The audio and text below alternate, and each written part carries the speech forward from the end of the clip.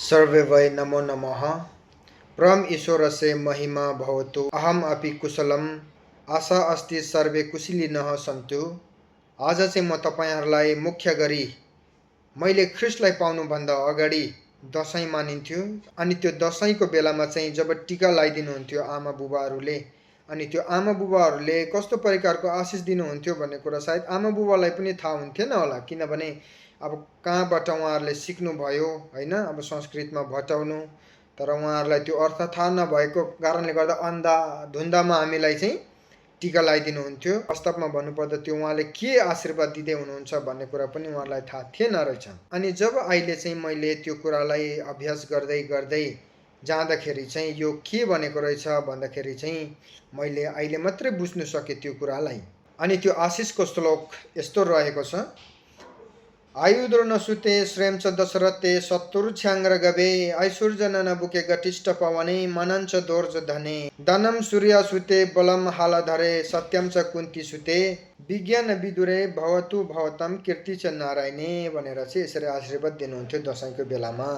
हामीलाई त थाहा थिएन हैन, यहाँनिर यस्तो गरेर निदा थापेर चाहिँ यहाँनिर चामल र दहीको टीका लगाइदिनुहुन्थ्यो। अनि यो चाहिँ के भनेको रहेछ त भनेर अहिले एनालाइज गर्दै जाँदाखेरि त मित्रहरू, आयुद्र नसुते श्रेम च दशरथे भनेपछि द्रोणको छोरा जसलाई चाहिँ श्रीकृष्णले जिन्दगीभर तँ चाहिँ नमर्नु भनेर त्यहाँनिर आशीर्वाद दिएको छ भन्ने कुरा हामीले पाउँछौँ।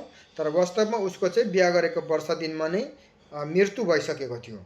अनि यहाँ भन्नु खोजेको चाहिँ बिहा गरेर वर्ष दिनमै पक्लकै मर्नु भने जस्तै हो यो। अनि श्रेम च दशरथे भन्छ। श्रेम च दशरथे भनेको चाहिँ रामको बुबाको नाम चाहिँ दशरथ हो र एउटा भगवानको बुबा, उहाँ मामली होइन, धेरै ठुलो हो।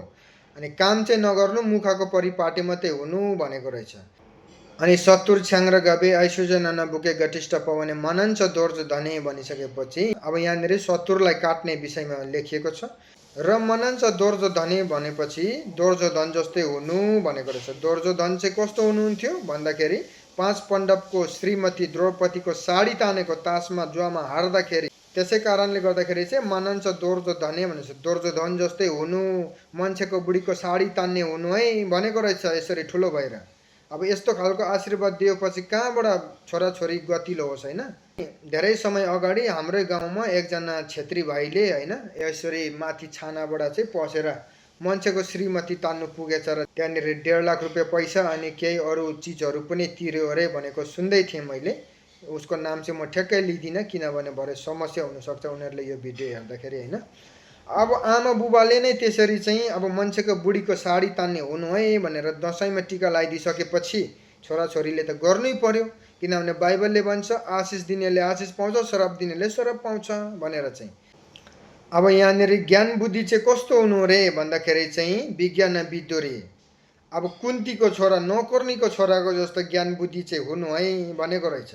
अब यहाँनिर यस्तो डरलाग्दो खालको एउटा आशीर्वाद दिइसकेपछि चाहिँ कहाँबाट चाहिँ हामीले राम्रो काम गर्न सक्नु त। त्यही भएर चाहिँ हामीले यस्तो खालको आशीर्वाद दिनु चाहिँ बन्द गरौँ भन्न चाहन्छु। किनभने बाइबलले चाहिँ आशिष दिनेले आशिष पाउनेछ, श्राप दिनेले श्राप पाउनेछ भनेर यसरी भन्दछ है। त्यही भएर कुनै शत्रु पनि काट्नु हुँदैन, कसैको श्रीमतीको साडी पनि तान्नु हुँदैन, मुखको परिपाटी मात्रै पनि हुनु हुँदैन। हामी मेहनती हुनुपर्छ। सबै कुरा बाइबलमा हामीले प्रष्टसँग पाउन सकिन्छ।